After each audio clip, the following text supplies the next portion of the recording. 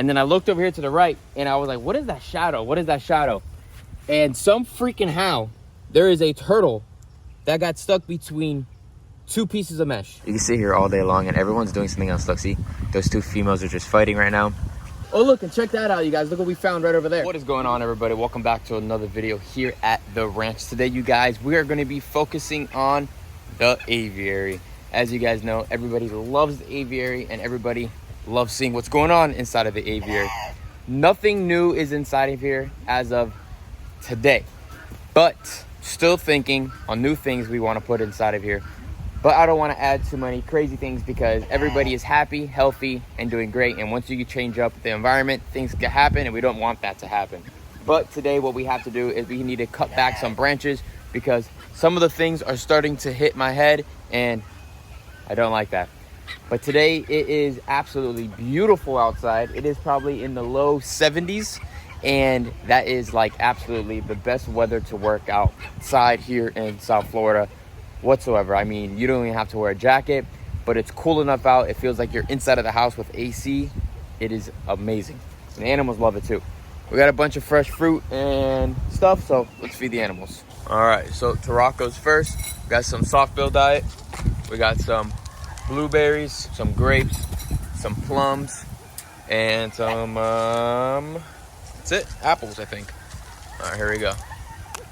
That right there for our Taroccos, all up in the trees and all that. Everybody that comes in this aviary, my friends and family, they always see this black line right here and they all say, oh, electrical line? And I'm like, nope, it's actually a hose. And it's a hose that the artist trued up a long time ago, and it works great for the aviary, and the birds bounce up and down on it, and it's perfect. So here you see the Taroccos right there. They're eating up. This is the male. He's checking out some of the fresh fruits, eating some of the grapes. Yummy. They love this weather, I think, as well. Look at the blueberries. The red eyeliner around their eyes. Super cool. All right, next up are gray-winged trumpeters. So watch out, you guys. Let's throw a little bit of that stuff in there for you guys. And then we grab a little bit of these extra bananas. We keep them over here because we like to give one more bowl for our rurals. The female is right there, just hanging out. The male, I don't know, someone hiding in here. But let's go take this bowl to another side of the aviary. All the waterfowl looks great. Everybody looks amazing. You can see their food tray is completely empty. We filled it up yesterday and it's gone. I like to make sure we put just enough food on there that is not too much and not too little. We put too much, then there's leftovers for the rodents. And if there's too little, then there's not enough for all of the birds. There you go. And that one has a little bit of corn and layer pellet inside of there as well with the waterfowl diet. The water has retreated a lot here in the aviary, which is very good. They do a little bit of weed whacking here, as you guys can see. Some of the weeds are kind of tall and none of the tortoises eat it. We got to fix some of the shade cloth, put the zip ties back up and high. The water is definitely dropping. The pond looks massive once it's filled up at this level. This is pretty much the level I like to keep it at. It's nice and deep. It looks great just like this. See a lot of pollen over here, and that is from some of the palm trees and stuff around. But everything is looking nice and thick, looking amazing. When I'm walking through these enclosures, I am the spider web knocker downer because that's just how it works. You can see all that shade cloth has to get fixed as well, so we're gonna fix that. But it looks really good. Look, the Tarocco came over here to say what's up. The gumbo lumbo might have to get cut back a little bit. It's still a little moist here in these sections because this is probably some of the lower ends of the aviary. We have to cut back. These plants have grown like crazy inside of here. These low dwelling plants that live on the sides. And we mentioned it in our last video that we are definitely gonna take down the water once water recedes again, once it gets down to level that we don't have to pump too much. We can just pump a little bit because right now water level all around this aviary is still very high, so there's no reason to bring it down. Everything looks good, so let's get inside and let's start cutting down some branches. We're gonna start off with this fiddle fig tree right here. We gotta cut a couple branches down, so let's do it. All right, so we just cut out this one giant branch right here. You can see it's starting to leak, and that was because I needed to clear it out a little bit more right here. And just that much has made it that much more open, and that's what we want. We want to just make sure we have pathways so I can walk through without any situations. And then over here, I'm seeing this branch, and I don't want this branch to sag too much, so I'm going to cut off this one branch going that way, and then that one branch going that way, so that this branch can keep on growing up. Because if we look at it, how it's growing, it still has, wow, the sun's bright right now. Let me block that bad boy. Probably another 5 foot up before it hits the net, so that's fine. That's not a problem. We want it to keep growing. We want these Tarocos to be able to use every square inch of this enclosure by bouncing around onto branches all around. So that is our goal all the time. But we want to make sure that the tree is balanced out as well, because if it's too much leaning to the pond and a big windstorm comes, then it's just going to fall over. We definitely don't want that to happen. So that's why we cut the branches so like less top heavy, if that makes any sense. And that's what we're going to pretty much keep on doing. These pond apple trees look really, really good. But we have this strangler fig that's growing by the waterfall, and this is my pathway to go through. So we're going to cut it a little bit so it just becomes only one branch. So when you're cutting branches inside of an aviary, you want to make sure that you still leave flying points. So it's like building a bird cage. When you build a bird cage, you want to make sure the animal is able to have spots to jump and join and fly to different spots. So here, this is a nice little landing branch right here. So when you're walking this way towards the aviary, and you can have Tarocos sitting right here. They like to hang around the sides. So somewhere over here is probably where they're sleeping every single night. So I don't want to mess with you. You see there's a lot of poop right there. It drops down right here. So this is a high sitting section, and this is where they like to just chill. Perfect little spot. But we got this big old branch right here. I mean, this aviary has been coming together absolutely insane. Maybe I can have my sister throw a couple clips up from what it looked like from me standing right here 2 years ago. I mean, every single day it is maturing and looking different. New plants are coming in. The plants are evolving. Everything is maturing. It is absolutely, literally insane how everything looks. I mean, I hand planted every single one of these plants and trees inside of here. These Green Island ficus was little 3-gallon buckets, and now this plant, you can't even buy a plant at this size and put it in to make it look and fit the way you want it to see. You can see we have a Green Island ficus island here. We have an island here. We also have an island over there, and then we have an island over there. We have it spread it apart in different ways, so it's just not all the same thing. It looks natural. It looks amazing. We have some random just growth of different things. I don't know what type of weed this is, but I cut it so it's just starting to look like a tree. So it's just a random tree growing right there. Different things is growing around. I mean, it just comes together every single day, and it looks super, super, super, super cool. The water looks amazing. The fish are happy. The pond apple in the middle looks great. Always gets a lot of spider webs, but I don't know. And look at the Taroco. The Taroco just loves to sit inside of that tree. He's just chilling. I mean, absolutely just living his life inside of the tree. The other one is all the way over there.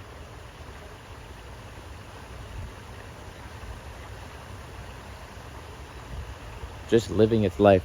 Super, super, super, super cool.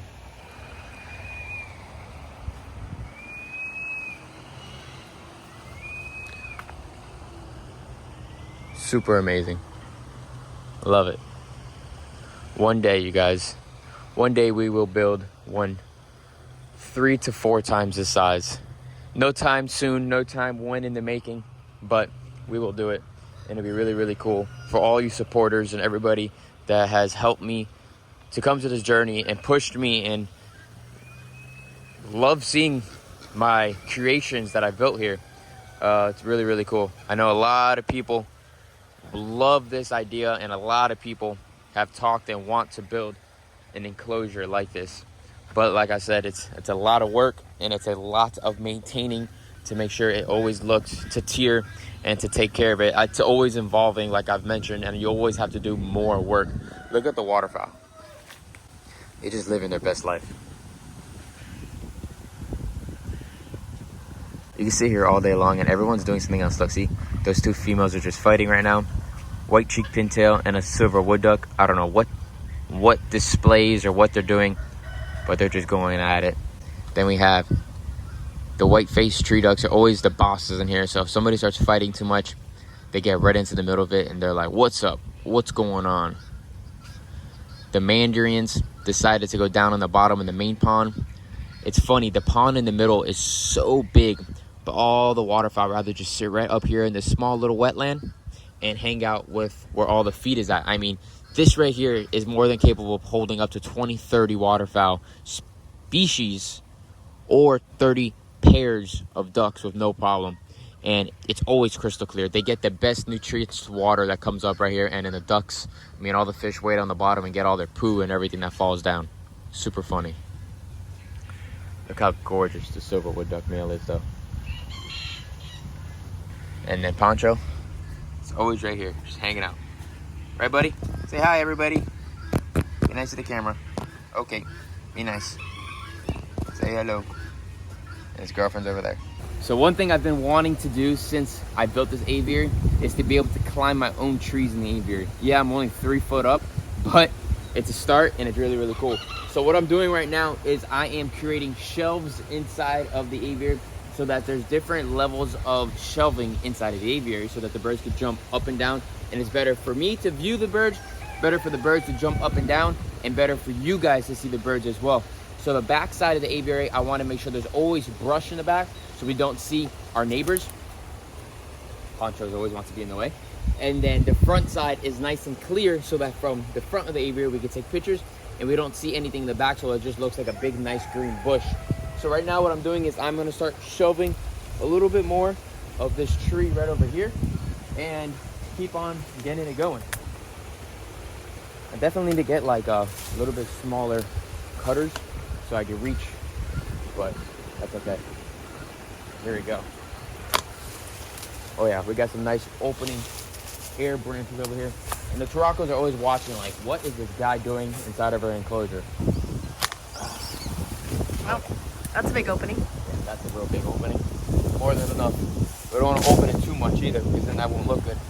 So I cut a couple branches, I stop, I go back, I look, I see what I'm looking at, and then I go back and cut a couple more little branches. So like you can see over here, I go around and I cut off little teeny branches all the way around. And just all this, because obviously in the future, these are going to become a big branch. So if you don't cut it now, then you're dealing with something bigger. So yeah, they just took off right through the trees, super cool. But I have a big opening right here, and that's exactly what we wanted. So it looks really, really good. And somehow from a long back before, there used to be a palm tree here. And I guess it's figuring its way back out. So we're going to let this grow a little bit and see what happens.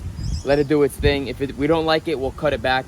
But now let's go over here and let me go show you this strangler fig around this tree in the waterfall. Our lipstick palm tree is doing absolutely amazing. It is still small. It takes a very, very, very long time for them to grow. That's why these guys are so expensive. But he's doing great. She's doing amazing. And can't be happier about her. So behind us, we have this Everglades type of fern. And then right here, we have these growing as well. More Everglades fern. They're growing everywhere. They're seeding out and they're just growing everywhere. So we're gonna have to start controlling them, but they are really cool. They make like an umbrella little look. If you look really close, it actually has some type of caterpillar of some sort on there, but it's all right, we're not gonna mess with it. But this is the tree that we were talking about right here, is our strangler fig that is growing. They're really, really bad trees around other trees because they will take over a tree and eat the whole tree, and then your tree is dead. But for this situation where it's growing, it is growing, look at this trumpeter, the drinking water. It's pretty awesome to see these birds. This is their water bowl. This is where they drink water. There's no water bowls inside of this aviary. All the water comes from naturally right here from the aquascape ecosystem, which is really, really cool. But yeah, this tree right here, we're gonna cut it back and we're gonna just let it only be this main trunk right here. So we don't want it to disperse and become 4 or 5 trees. We want it to be only 1 tree. So we're gonna cut it back all the way around and let it grow. And you can see all the roots growing all over the rocks. So eventually it will take over this whole entire old oak tree that's in the waterfall that could eventually rot out, and this will become one giant natural live log in the future, which would be really, really cool.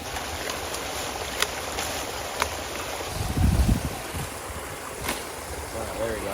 That's a little bit of a cut back. I think I'm gonna cut a couple more.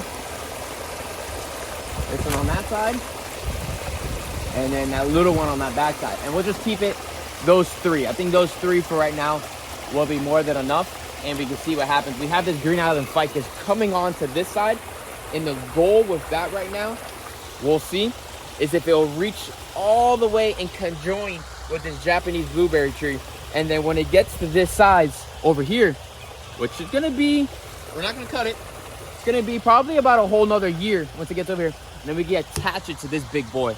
And then we have Green Island ficus going this way. It's a long time coming, but it'd be really cool. The reason why I want that is because it grows vines and it drips down. So it'd be kind of cool. It'd be like a shade cloth in front of the waterfall, but we'll cut it so it doesn't, figure it out. We just let the plants do its thing and we cut them while it goes. Pretty much how it is. It's all art at the end of the day. And you can see all the moss and everything growing on this side of the rock. Really cool. And then right here we have our liner that's really close. But if the liner gets too high with water, we know that too much stuff has built up and it becomes a dam. And then we have to look out because then this whole area will flood up. So now that we cut this whole entire thing out over here, you can see how much of an opening it is. Now it's like a highway for the ducks to fly right to the deep end. So then we can look over here and looking this way. And then you have the look of the whole entire pond, which is really cool. Oh, look, and check that out, you guys. Look what we found right over there. You can zoom in, and right there underneath this giant oak tree that's fallen down right here, we have a hillarized side neck sitting on the bank of the water. Can you guys see it right there? Yeah. Just right there. Oh, look, right behind it. An Indian pond turtle just popped up out of nowhere to see what's going on. It's gonna get some air. Look at him. Now that was pretty cool, and that obviously is just natural. It just happened on its own. Two complete different species of turtles right there hanging out. Then we have an albino red ear slider on the other side, and all sorts of different types of turtles that live inside of this whole entire aviary, which is really cool, which they're just living their best life. Oh, we're gonna stand up now and look over here. We definitely need to clean out the front of this duck nest because the highway to jump in there is a little filled of stuff. Have to figure that out in a minute. Around might have to get the ladder. But I'm gonna go around and see what else we need to cut back. I'm gonna cut back a little bit more of this Japanese tree and maybe a little bit of this strangler fig on the other side. There's another one actually growing on this other oak tree, but we wanted to control it and only be in 2 spots of the whole aviary, nowhere else. There's another one trying to grow on the other dead branch or dead log on that side, but we don't want that to happen.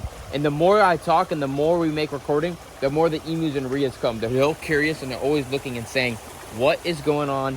What are you guys doing? All right, so I'm over here cutting, doing all this, and I swear to you guys, for the last 2 days, I've been trying to figure out, and I just never walked over there. And then I looked over here to the right, and I was like, what is that shadow? What is that shadow? And some freaking how, there is a turtle that got stuck between 2 pieces of mesh. I don't know how. I brought my mom here. My sister and both of them are looking sideways. They don't understand how that happened. I don't either, because we have this dug into the ground so that nothing can get through. And there is a hillarized side neck turtle that is literally stuck between 2 fences. What the hell? Exactly. I just found that right now. So unless it found a soft spot somewhere, I don't know. I'm gonna just dig it out. What are you gonna do? I'm Or gonna. you just cut the mesh? No, I'm not cutting the mesh. I'm gonna just dig it out from here. Oh, that wasn't too bad. No, it wasn't Is bad it at all. alive? Yeah, it's alive. That is ridiculous. But it was there for a while. Sure. Maybe you should put it in the water. Big old female. Crazy. That is weird. You better fix that. Yeah, I'm going to. I just pulled her out.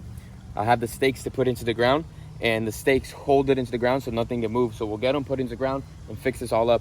Let's get this girl back inside of the water. Thankfully, it's cooler out here in South Florida. It's not so hot because from the south side of the sun coming over here could have been cooking her. And you can see she's a little bit pink and stuff around the sides, but let's go release her inside the water. Come on. Here we go, girl. All right, Missy. Go ahead. Get in the water. She really wants to go in the water. Yeah. Who knows how long she was stuck there for. But that was definitely crazy. And that is the reason why when you have very large enclosures like this and you have a ton of animals, you kind of have to have like a checklist. Zoos, I'm sure, have that as well. My checklist is kind of just in my brain. I know what I have inside of here, and I'm always walking around to see different things because every day is a new day inside the aviary. And when you have a very large enclosure, you always want to make sure of that. I'm gonna grab some pellet in here so we can see the fish and turtles eat real quick. We're gonna just throw some pellet inside of this pond so that hopefully that female hillarized side neck turtle will come up, grab some pellets, she can eat. I'm sure she's a little hungry as well. She probably missed a feeding or two. I definitely saw that shadow on the other side, but realistically, I thought it was just like a wood post from the other side. And now that I guess it moved a little bit, it obviously isn't a wood post. But other than that, you all, make sure you guys give this video a thumbs up, subscribe to the channel, put your post notifications on. Stay tuned for more videos here at the ranch. We're gonna probably post to the end of the week for November, just to hit it with a banger. So make sure you guys are liking all the videos, seeing all the different cool things we have for you guys here at the ranch, and I'll see you guys in the next one. Peace out, everybody.